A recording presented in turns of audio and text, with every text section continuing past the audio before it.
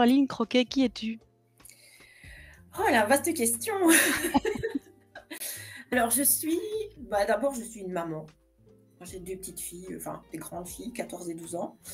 Je suis aussi, ingénieure agronome, statisticienne et scribouillard à mes heures perdues. En fait, souvent je les perds dans le train d'ailleurs, les heures. Donc voilà. Scientifique, littéraire, enfin je sais pas trop dans quelle case me mettre, mais On n'aime pas trop, enfin en tout cas moi non, personnellement j'aime pas trop les cases, donc ça tombe ça très tombe bien. bien, ça tombe bien. Exactement. Alors, est-ce que tu peux nous parler un petit peu de ton livre et des thèmes principaux que tu y abordes? Alors, contre-coup, les thèmes que j'y aborde, bah, c'est la violence en fait, la violence en général, la violence domestique, et conjugale, de manière plus particulière. La justice aussi, tout cet aspect, est-ce qu'on peut se faire justice soi-même, quel que soit ce qu'on a vécu? Et aussi, heu et aussi un peu le désespoir et les oui, à quoi ça sert de vivre des fois, toutes ces questions, voilà, surtout, quand on vit des drames et à quoi ça sert un peu tout ça, quoi. Et justement, le titre «Contre-coup» est quand même relativement évocateur. C'est d'où vient ce choix, en fait? Alors ce choix, bah, déjà contre-coup c'est, généralement on a un mot, contre-coup c'est une répercussion, c'est une conséquence à quelque chose et ça tombait bien parce que c'est vraiment, une conséquence à quelque chose. Mais alors, ce que tu ne sais peut-être pas, du contre-coup, en fait, c'est une pommade antiseptique pour les bleus et les bosses. Qu'on trouve en France. D'ailleurs, je me suis dit: «Il faudrait peut-être que j'en commande un tube parce que ça m'intéresserait». Mais voilà et c'est ben voilà, ça tombait vraiment bien et voilà donc c'est en fait, il s'est décidé un peu tout seul, quoi. Quand j'ai vu ce titre, ce nom de Pourmatch, je me suis dit: «Bah voilà, c'est ce qu'il faut». Et justement, tu le disais, ça aborde quand même des thèmes assez lourds, comme la violence conjugale et la vengeance. Qu'est-ce qui, toi, t'a poussé à vouloir écrire sur ces thèmes?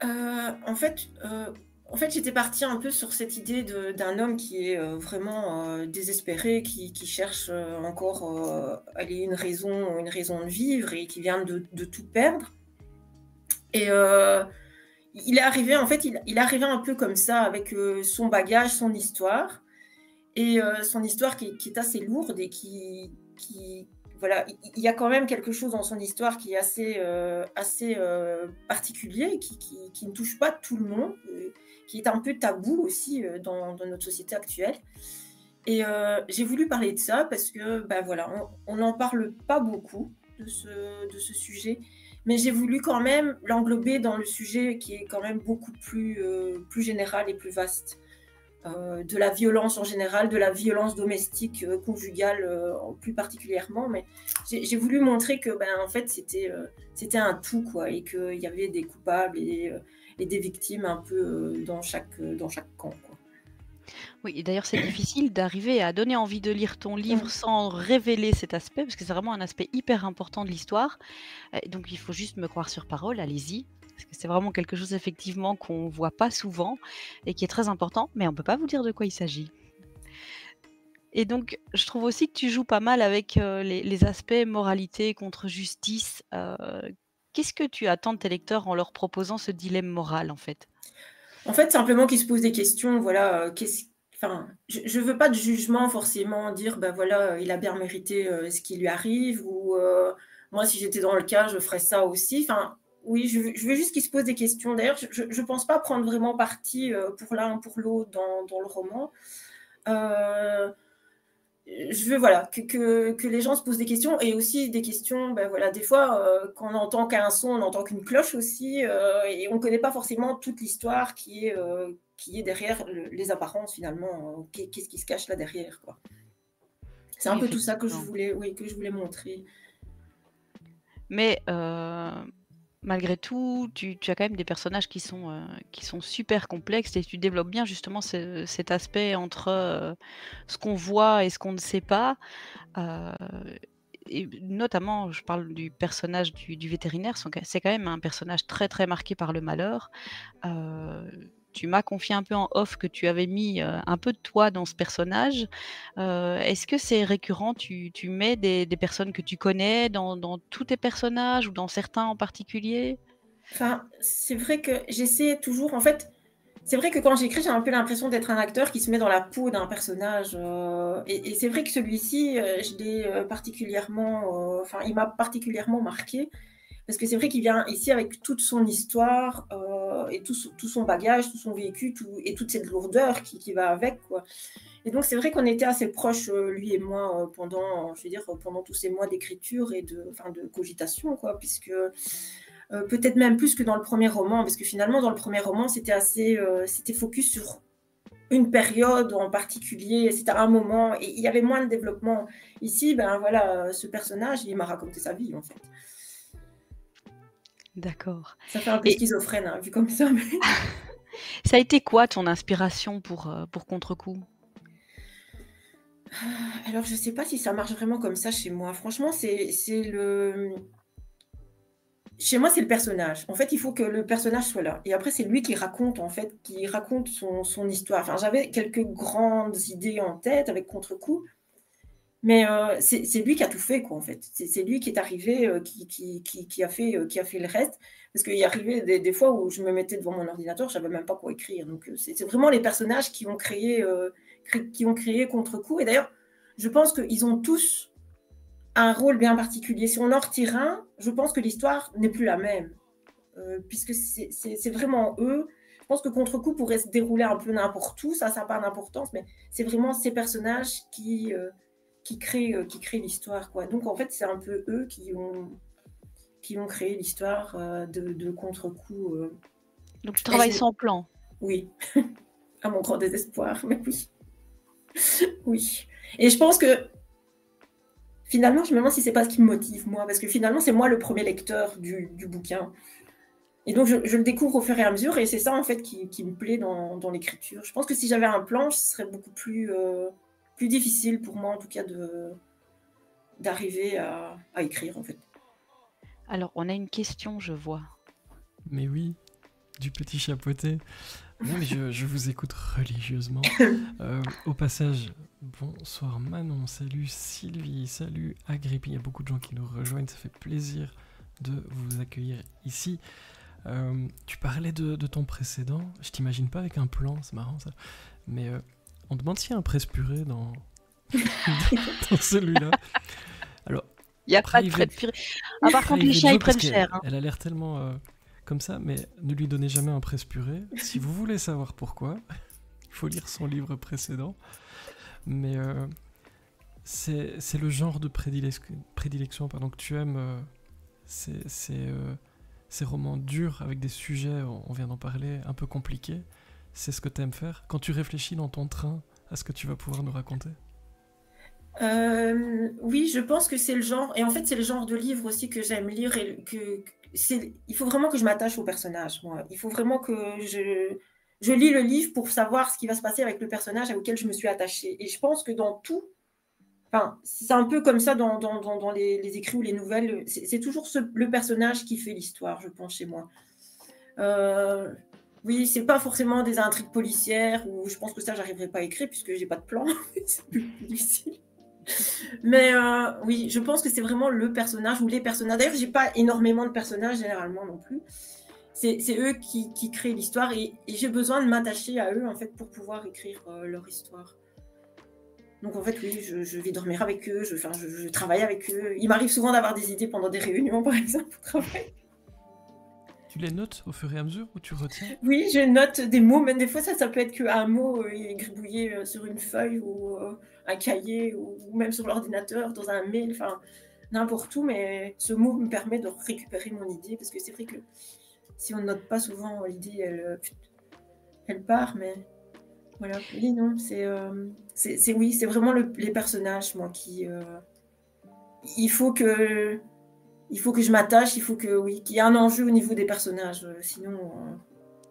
Et tu les écris comme tu les ressens ou tu les écris comme tu aimerais que le lecteur s'y attache aussi? Non, moi je les écris comme je les ressens. Attention, hein, je fais des recherches aussi, contre-coup, j'ai lu quand même beaucoup de témoignages et tout ça. Et alors à partir de là, je me fais, oui, je les écris, comme moi je les ressens. Oui. Johan pose une Et très très bonne question en lien avec ça. Il demande, est-ce que tu dois les appeler, les personnages, ou est-ce qu'ils sont tout le temps là avec toi? Ils sont tout le temps là.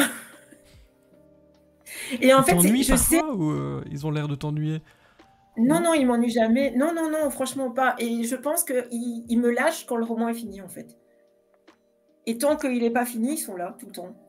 Attention, hein, celui-ci m'a pas encore lâché parce que c'est vrai qu'il était quand même assez, voilà, c'était quand même un personnage assez profond et tout ça, lui, il m'a pas encore quitté, mais et d'ailleurs, il a du mal de faire la place à un autre. Mais oui, non, mais c'est ça qui est bien parce que voilà, moi, c'est franchement ce qui me plaît, quoi. Ça permet, de décrocher, finalement, ça te permet de décrocher de la vie, réelle, voilà, moi, je suis dans mon monde, quoi. Je suis dans le train, je suis dans mon monde. Le train peut être en retard, c'est pas grave. Enfin, si je suis assise dedans, hein. Si je suis sur le quai, c'est moins drôle. et dans ce livre en particulier, est-ce qu'il y a une scène qui t'a plus touché qu'une autre ou qui a plus un peu servi de moteur, au livre? Mais en fait, il y a la scène, pas la toute dernière, mais enfin, je savais où il voulait aller en fait. C'est vrai que ça, je le savais parce que c'était le personnage avec son vécu, avec sa manière de voir les choses et tout ça. Il ne pouvait aller que vers ça. Et donc, c'est vrai que cette fin, oui, c'est la finalité, c'est là où on sent de toute façon où on va arriver, quoi. Donc Donc tu as quand même ça, déjà ta fin quand tu écris? là, j'avais la direction dans laquelle aller, oui. Là, j'avais, oui. Maintenant, la fin, toute fin, là, je l'avais pas forcément, quoi. Mais cette direction-là, oui, celle-là, je l'avais. En tout cas, pour contre-coup ici. Et est-ce que tu as eu des obstacles pendant la rédaction du livre? Ah oui, oui, oui. Au départ, en fait, ça devait pas être du tout la même histoire. J'avais Étienne. Étienne était là avec son bagage et tout ça. Mais l'intrigue, je l'avais pas, quoi. Je l'avais pas. Et c'est en écrivant que c'est venu, quoi. En me disant, ben voilà, je vais englober ça dans la généralité, en fait. Surtout aussi parce que j'avais un peu peur du sujet. C'est un sujet quand même qui est un petit peu sensible. Et c'est vrai que j'avais un peu peur des fois des réactions que ça aurait pu avoir sur les gens, quoi, en fait. Et donc, Mais c'est vrai qu'en l'englobant, je me suis dit, ça va peut-être mieux passer, quoi. oui, donc en fait, tu avais un sujet principal qui est ce Oui, dont on ne peut pas oui, parler oui, et puis oui. tu as cherché comment le Oui, oui, comment le oui, rendre un peu plus oui. En fait, accessible ou oui, moins. contre-coup, c'est cette histoire-là, c'est l'histoire d'Étienne, c'est surtout ça, quoi. C'est surtout l'histoire d'Étienne. Et après, cette confrontation finalement avec Florent est arrivée un petit peu après, quoi. Mais c'est vraiment Étienne qui est arrivé avec ses valises en me disant voilà, ça c'est mon histoire et débrouille-toi pour le reste. Et en fait, on parle d'Étienne depuis quand même quelques minutes, mais on n'a pas dit grand-chose en fait aux gens qui nous écoutent. Donc si tu nous disais un peu qui est Étienne dans ton histoire? Alors Étienne, il est vétérinaire en fait. Et il a une vie assez compliquée puisque il a perdu ses parents dans un accident de voiture. Il avait 6 ans. Et ses parents et son frère décèdent dans un accident de voiture. Et lui, en fait, est malade à ce moment-là. Il les accompagne pas. Et donc, en fait, il a toujours eu un peu cette idée d'être un survivant ou d'être un mort en suspension ou quelque chose comme ça, d'être là, mais voilà, que c'était un peu par accident qui survit, en fait. Et ses parents avaient une ferme. Et son but à Étienne, c'est de retourner dans cette ferme. Mais bon, voilà, il est un peu déraciné, il va aller vivre avec sa grand-mère qui va décéder alors qu'il est encore adolescent.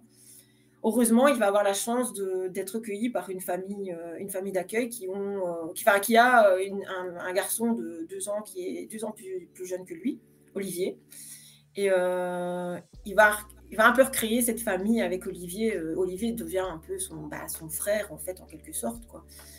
Et il va avoir la chance de faire des études, donc il va choisir des études de vétérinaire et il va installer son cabinet à la ferme de ses parents. En fait, il va vivre là, à la ferme, tout seul, avec ses fantômes de son passé, quoi. Et oui, voilà. Et et Étienne, la famille, c'est très important parce qu'il a vécu une enfance finalement jusqu'à l'âge de 6 ans, il était heureux et tout ça, et il va avoir de cesse de retrouver en fait cette famille qu'il a perdue. Et dans cette écriture, tu avais envie de délivrer un message spécifique pour tes lecteurs? Ou bien c'est plutôt implicite, ou c'est plutôt au fil de l'écriture? Un message, non, enfin, je voulais pas, enfin, c'est pas un militant, je voulais pas, je voulais juste dire, ben voilà, regardez, ça peut arriver, quoi. Ce qui arrive à Étienne, c'est quelque chose qui existe et qui est sans doute sous-estimé dans les statistiques pour tout un tas de raisons, notamment, oui, parce que c'est tabou, en fait. Et donc, bah, oui, ça l'est déjà en temps normal, mais là, c'est peut-être encore pire pour toutes ces questions qui sont liées finalement à la société aussi. Oui, c'est ça que je voulais, enfin, je voulais montrer que, bah voilà, ça peut arriver, et oui, et juger sans savoir, c'est, voilà, ça peut être dangereux, quoi. Ça peut faire des dégâts aussi. Je vois qu'on a une question. En fait, il y en a deux, j'arrive pas à choisir laquelle je vais poser. Voilà. Mais pose les Donc deux. je me mets d'accord avec moi-même.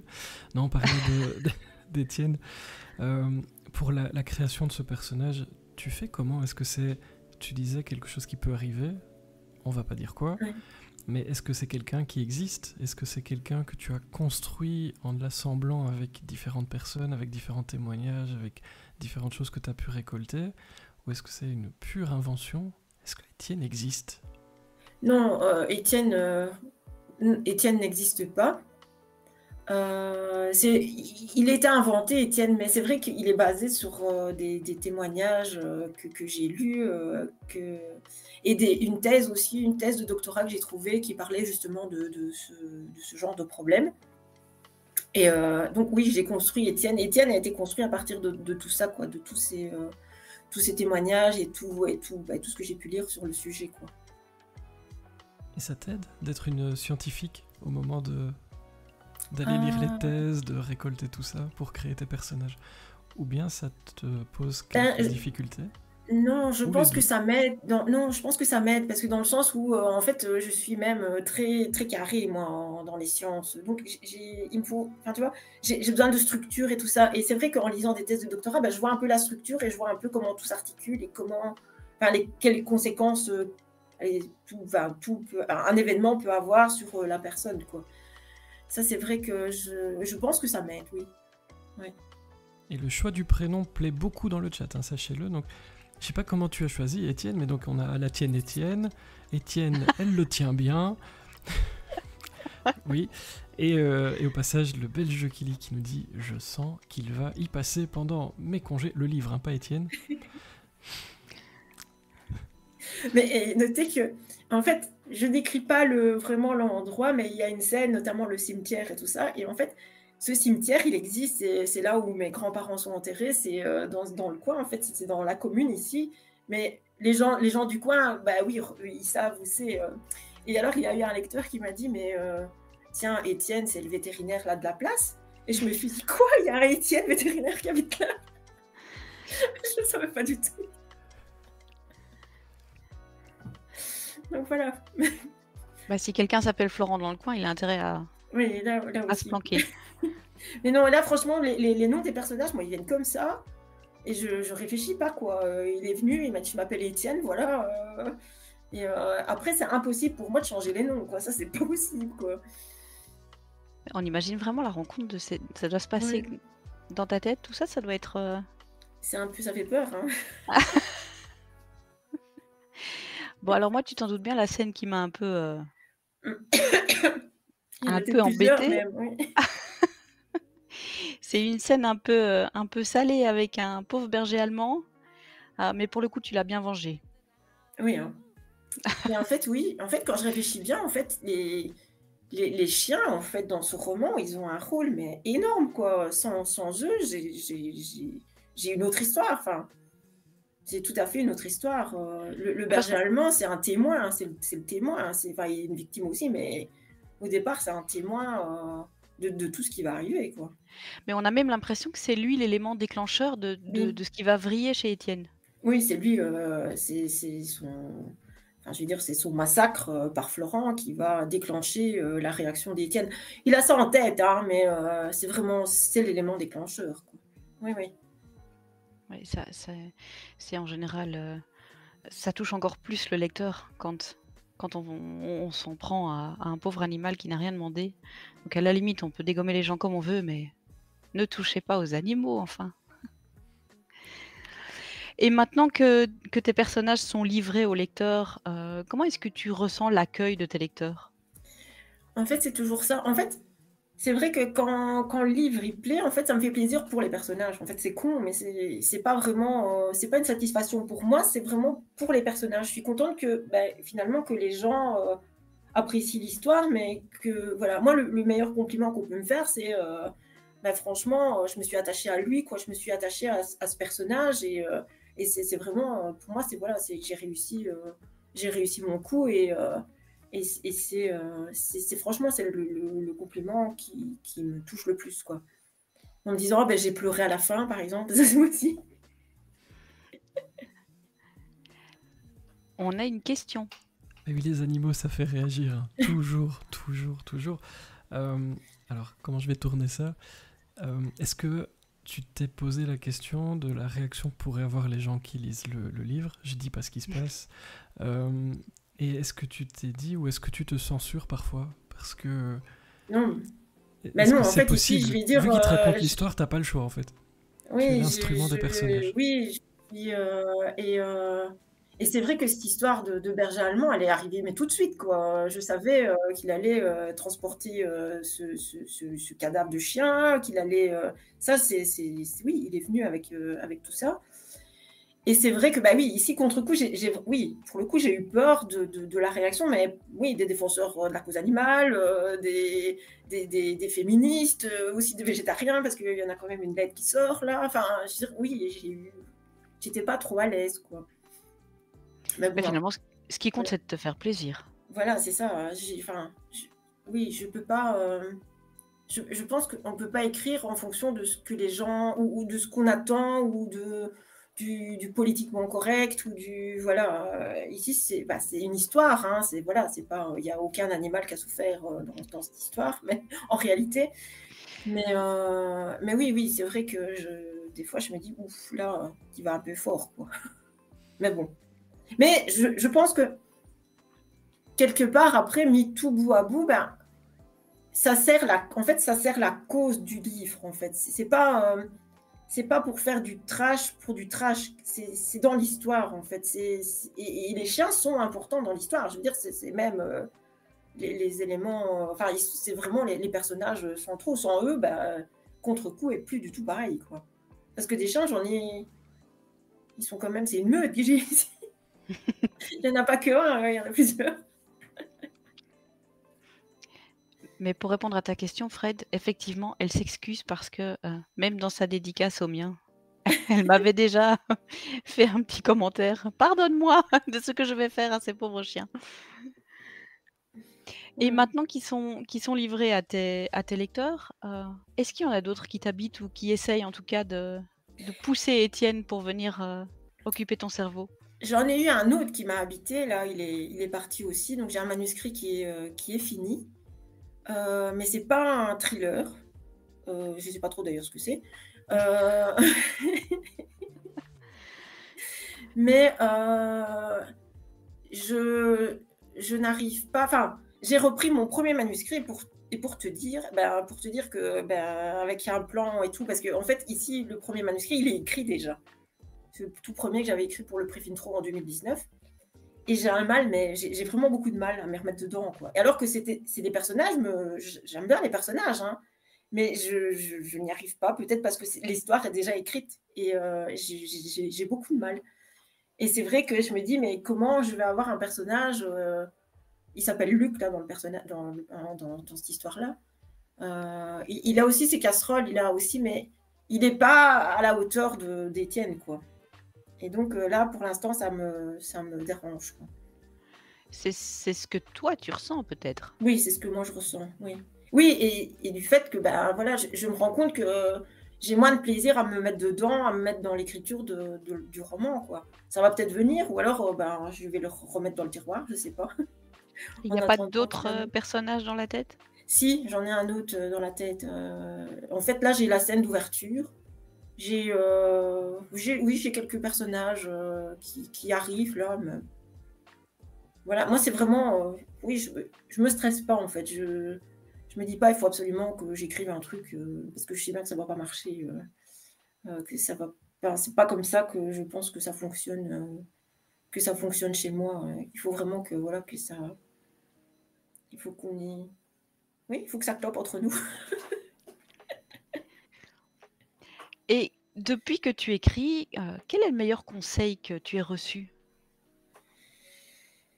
Mais en fait, j'ai pas eu beaucoup de conseils, j'ai vraiment fait ça moi, je connaissais rien et enfin, j'ai l'impression que j'y connais toujours rien, mais bon.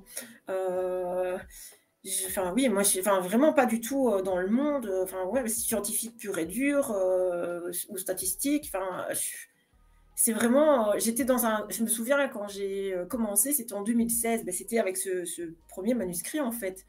Et je me suis dit: «Mais» j'étais dans un trou, je savais pas quoi lire, il y avait plus rien qui enfin, il y avait rien qui me et je me suis dit: «Bah, pourquoi pas essayer, d'écrire quelque chose, quoi?» Et je savais absolument pas ce que j'allais écrire. Mais comme bon, je lisais beaucoup de thrillers et polars et tout ça, enfin, d'office, je me suis un peu dirigée vers le noir en général et heu et voilà, mais oui, non, j'ai vraiment pas, j'y vais moi à l'aventure sans il advienne que pourra, enfin, c'est un peu, c'est vraiment artisanal en fait, c'est pas du tout, oui, c'est pas du tout cadré et d'ailleurs, ben et c'est pour ça que j'ai commencé à faire les concours de nouvelles. Parce que j'étais là avec mon manuscrit, je me dis: «Mais peut-être que le style, personne va aimer», parce que des fois et celui-là, c'est vrai que les 60 premières pages, je les ai jetées, j'ai recommencé parce que ça me plaisait pas. Et puis j'ai commencé à faire les concours de nouvelles pour me dire: «Ben voilà, on va voir quoi» et c'était même chouette les concours de nouvelles en fait parce que ça allez souvent on a un thème et il fallait un peu partir sur ce thème en se disant des fois: «Je sais pas qu'est-ce que je vais écrire» mais c'est aussi un peu, voilà, un peu, Comme un exercice. oui, oui et j'ai eu la chance que ça a pas mal fonctionné les nouvelles donc ça m'a encouragée, à continuer, les romans, enfin les manuscrits et voilà quoi, et mais bon, le prix Fintro m'a apporté quand même pas mal, parce que j'ai participé 2 fois. Maintenant, c'est le prix de la foire du livre, enfin, c'est un peu le même système et en fait, en 2019, moi, j'avais soumis le manuscrit un peu comme ça en me disant, «Ça passera jamais». Mais on avait un retour, en fait, il y avait, 5 lecteurs qui le lisaient. On avait d'office un retour de ces lecteurs et moi, je l'ai fait pour ça, quoi, en fait et en fait, le manuscrit a continué, il était dans la sélection et tout ça et bon, après, j'ai fini deuxième, comme la fois d'après, j'ai fini deuxième aussi. Bouille d'or. Voilà. On a une question. Plein de questions, mais je dois déjà remercier Attraction Duty. Merci d'être là déjà. Et puis, 23 mois d'abonnement. Si ça, c'est pas un truc de fou. Merci beaucoup, ça nous soutient beaucoup. Au passage, salut Loïc, en retard, mais fidèle au poste. Bienvenue, salut Oli Oli Boîte. Je vois que vous arrivez, ça me fait évidemment énormément plaisir de passer la soirée avec vous. Et puis le Belge Kili, qui a une question pour toi, évidemment. Est-ce que tu ressens le syndrome de l'imposteur? On dit tu sais pas trop si tu comprends ce milieu. Est-ce que tu ressens ce syndrome quand tu vois le monde du livre dans sa globalité? Oui, moi, je pense que tout à fait, j'ai ce syndrome-là, et c'est pour ça que je me prends pas la tête, quoi. Enfin, moi, j'écris vraiment pour moi d'abord, hein, donc et j'ai peur de perdre ça, en fait. J'ai peur en fait, je me lève, quand je vais à Bruxelles, je me lève à 4h20 du matin et je me dis, c'est l'écriture, en fait. Je me dis: «Bah, je me lève à 4h20, chouette, je vais prendre le train pour aller travailler». Parce que je sais que c'est le moment que à moi, en fait, pour moi et je veux pas perdre ça. Je veux pas, oui, parce que j'écris vraiment pour moi et après ça marche et ça marche pas, tant pis, quoi, voilà, c'est pas j'ai pas besoin de ça, pour, allez, ça paie pas ma tartine, quoi. Enfin voilà, c'est pas un métier et je pense que je n'arriverai pas à le faire, en fait. d'être obligée de sortir quelque chose, je crois que je serais totalement bloquée, en fait. Ça me ferait plus de tort que de bien. Ici, c'est vraiment, oui, c'est un passe-temps, en fait. Et c'est un passe-temps qui, oui, finalement, on peut faire ça n'importe où, en fait. C'est ça qui est bien. Les enfants vont au sport, bah, en attendant les enfants, paf, on est dans la salle d'attente d'un médecin, paf, enfin, on peut faire ça un peu partout. Et puis, ça permet vraiment de décrocher, oui, du monde réel et de. Après, oui, voilà, je suis pas du tout littéraire au départ. Oui. Mais bon, maintenant, voilà, je sais pas. Est-ce qu'il y a eu un imposteur? Mais bon, ça me va bien. Il n'est pas tant que ça, Tu hein, dis... je te rassure, parce qu'il faut te rassurer quand même un petit peu. T'es pas du tout. Et tu m'as Non, dit un truc un jour, et c'est super intéressant, mais ça va intéresser les gens qui nous écoutent. Tu m'as dit, mais tu me l'as dit plusieurs fois, donc tu le penses vraiment, que parfois tu dis, oh, moi si je pouvais, je mettrais ouais, le livre accessible gratuitement à tout le monde, partager l'histoire de mes personnages, oui, que oui. ça te choquerait pas en fait, que ce soit comme ça Non, libre. et non, franchement, évidemment, on n'a pas un format livre comme ça gratuitement, parce que bah, évidemment, il y a l'objet qui coûte et qui coûte de plus en plus cher. Et c'est vrai que maintenant, à l'heure actuelle, je me dis, bah zut, quoi, ça devient quand même, allez, l'achat d'un livre, 20 euros, même des fois plus, pour quelque chose finalement qu'on va lire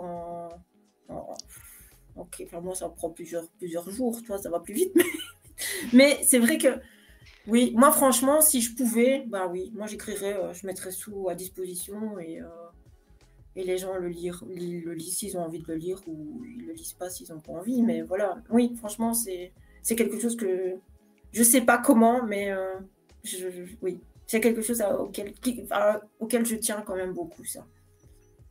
Et oui, je sais pas comment. Oui, sur Internet peut-être, mais faut une tablette ou. Mais c'est vrai que l'objet livre, évidemment. Voilà, tu as quand même besoin d'un éditeur ou d'une plateforme qui va les créer, mais franchement, oui, c'est pas pour moi en fait. Voilà. Moi, je veux vraiment pas perdre cette envie d'écrire en fait. C'est juste ça. Continuer oui, à rencontrer des personnages dans ma tête. C'est tout le mal qu'on te souhaite. Il reste 10 Tu minutes, disais, comme ça vous savez. tu disais tout à l'heure que tu as commencé à écrire parce que tu étais dans un moment où tu n'avais plus trop grand-chose à lire. Moi, ça m'intéresse de savoir ce que tu aimes lire et s'il y a des auteurs ou des livres qui ont marqué ta vie de lectrice. Alors, oui, moi j'aime avant, je lisais beaucoup de polars, mais après, je me suis rendu compte qu'au final, en fait, j'avais lu un article sur Internet et en fait, ça m'a un peu coupé l'envie. Où c'est toujours la même chose, en fait. Souvent, et c'est vrai que même à la TV, quand on regarde les séries policières, bah, c'est souvent un couple un peu improbable d'enquêteurs. Et c'est vrai que quand j'avais lu ça, et avec un flic qui va prendre à corps l'enquête, il est soit alcoolique, soit il a des problèmes. Et c'est vrai que j'avais lu ça et je me suis dit, mais zut, c'est vrai. Et ça m'avait un peu cassé. Et puis j'ai découvert, ah oui, là j'ai découvert ça, c'est merci la dame de la bibliothèque, parce que moi, c'est vrai qu'au départ, je ne connaissais pas, moi, sur Facebook, les groupes de lecteurs, j'y connaissais rien. Moi, j'allais à la bibliothèque et je parlais avec la bibliothécaire. Et elle m'a fait découvrir Karine Guibel, qui, franchement, là, je me suis dit, wow, voilà, j'ai tout lu, j'adore. Elle, je pense que c'est même au-delà de l'histoire, oui, on s'attache à ces personnages, et je pense et c'est là que je me suis dit, bah oui, moi, en fait, c'est ça. C'est ce genre de roman qui m'attire, quoi, en fait. Et de plus en plus, en fait. Et ici, j'essaie d'ouvrir quand même et de plus lire forcément que des thrillers et que des polars. Mais au final, je retrouve aussi ça un peu dans la littérature un peu classique aussi, si on a un personnage qui est fort, en fait. Et c'est ça, en fait, qui me touche et qui m'attire et qui me permet de lire l'histoire, en fait. Plus que l'histoire en elle-même. Allez, je peux dire, il peut y avoir une enquête aussi bien foutue soit-elle. Si je ne m'attache pas au personnage, ça ne va pas m'intéresser. Et donc, je les empile, moi, finalement. J'arrive à empiler les bouquins. Tu les abandonnes ou... Oui, parce que j'ai pas le temps. J'ai pas le temps de les finir parce que avec aussi, je suis vice-présidente de la SBL un culte là, qui organise la Nuit Blanche du Noir à Mons, et on a aussi des livres à lire, les livres des auteurs qui viennent et tout ça. Donc oui, j'ai pas le temps de poursuivre un livre qui me... Voilà. Si je n'accroche pas tout de suite, je ne vais pas continuer.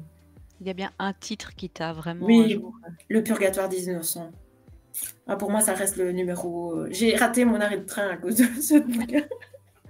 Puis comment tu fais pour rater un train qui est déjà d'office en retard? Mais là j'ai loupé mon arrêt, quoi. Oui, j'étais dedans. Parce que là aussi, voilà, il y a tout cet aspect autour des personnages, ce retournement de situation. Enfin, c'est génial, quoi. Ce livre il est assez dur à lire aussi, mais oui, ça ne m'effraie pas spécialement, mais oui, ça, pour moi, c'est le...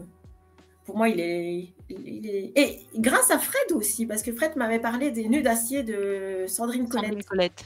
Oui, donc finalement, je les mets un peu comme ça, parce que j'arrive pas trop à les...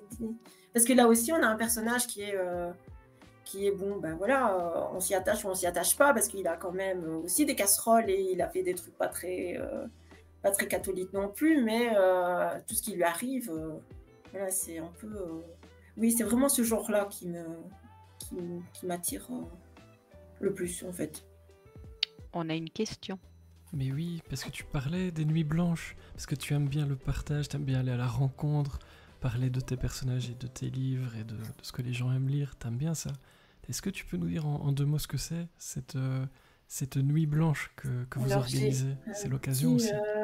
Alors, la Nuit Blanche du Noir, c'est un festival de polar, roman noir qui se passe... Je ne sais pas si on voit ma petite étiquette ici, mon petit marque-page.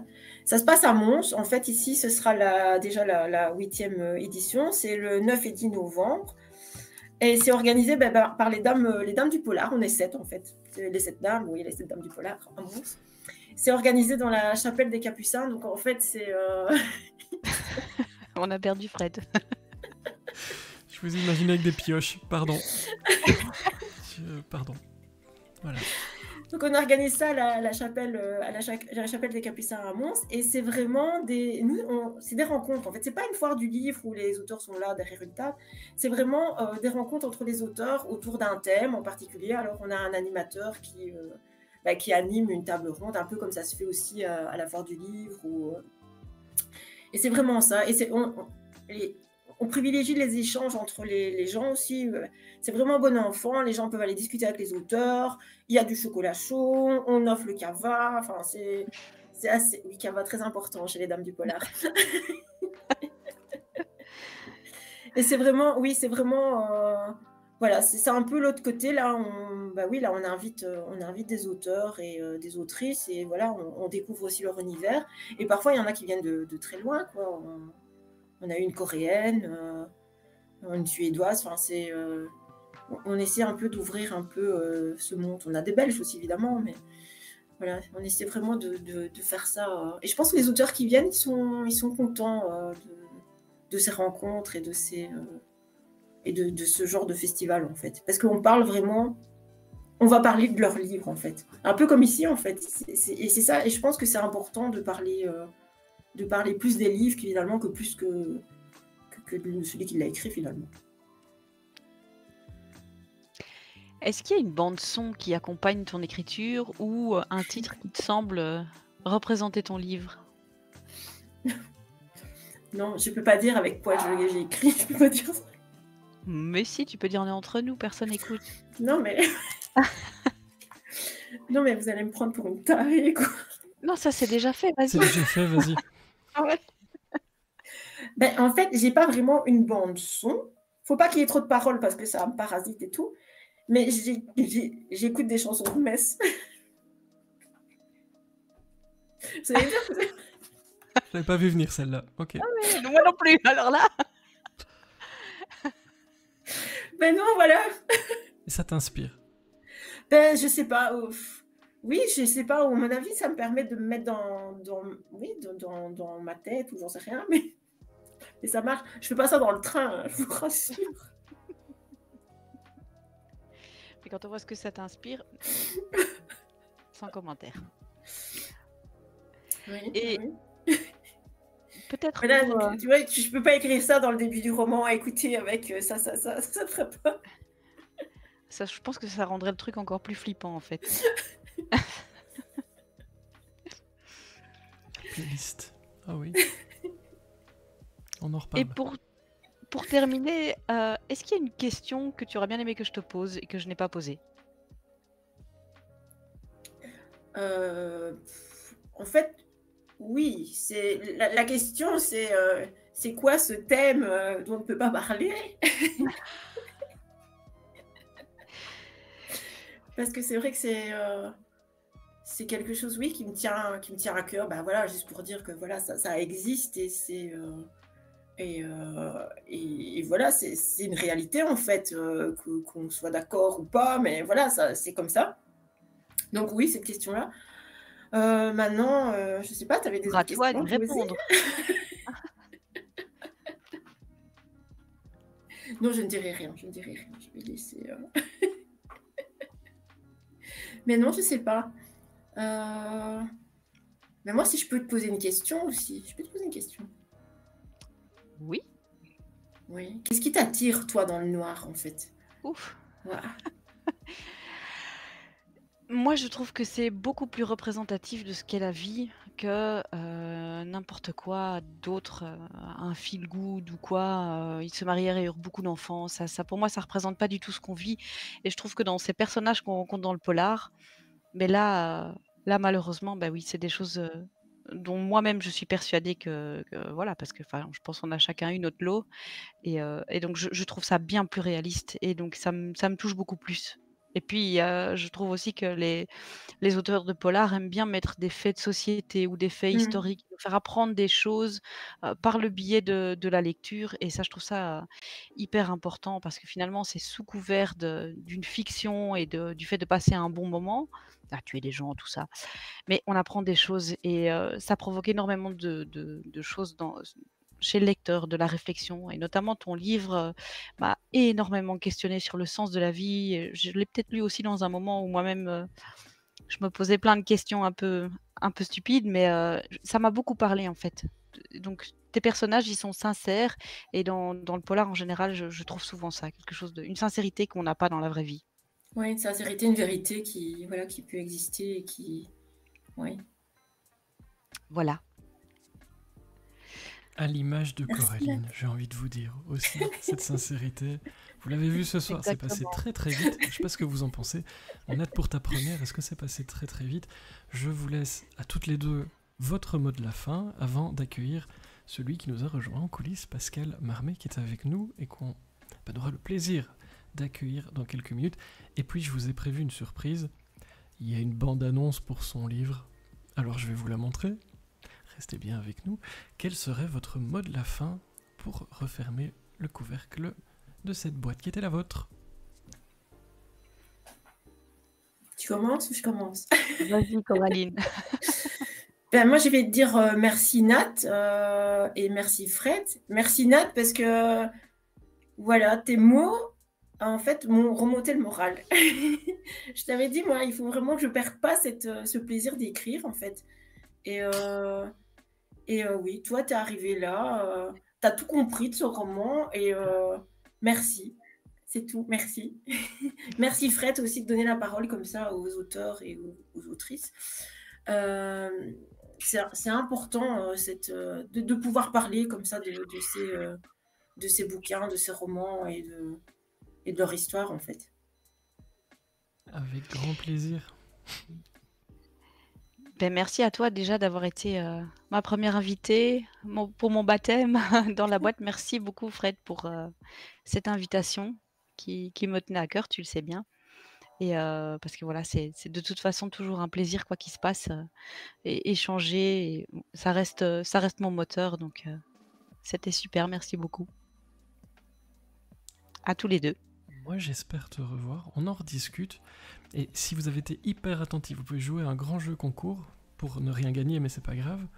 Il y a un élément du décor chez Nat qui est le même que chez moi. Je vous laisse jouer avec les livres. Ouais, bah alors chez moi le décor il est un peu fouillis, Oui, mais allez, mettez dans le chat si vous avez trouvé, au-delà des livres. Et quelque chose qui doit attirer votre Bah, attention. c'est des livres de programmation pour le coup, donc pas très. Oh là là là là. C'était un véritable plaisir cette première pour toi, Nat. Tu reviens quand tu veux. Coraline, tu le sais, c'est toujours un plaisir. Et dans le chat, comme ça, tu sais, on se demande aussi si c'est facile de faire la promo d'un livre sans pouvoir trop en dire. Ça, je sais que ça intéresse beaucoup les gens qui nous écoutent, parce que parfois, et on en reparlera avec Pascal, hein, à mon avis, il est d'accord, c'est une galère quand on doit vendre un livre, mais qu'on peut pas trop en dire. Bah du coup, il faut mettre le curseur, ça a l'air compliqué. Je suis sûr que Pascal aura des choses à nous dire aussi sur la question. Mais c'était un vrai plaisir de vous recevoir toutes les deux. Et, Plaisir et bientôt. partagé. Exactement. Et on se voit à Mons avec le Cava alors du coup. Oui. C'est noté, 9 et 10 novembre. Il y a du Cava. Et du chocolat chaud. Et du chocolat. Et des pralines aussi, j'oublie. Des pralines. Oh On sait recevoir. Hein. Et une très bonne ambiance. Ça, je ne m'inquiète pas. Passez une très belle soirée. Nous, on va continuer, je le disais, avec Pascal. Merci à beaucoup. très bientôt. Merci.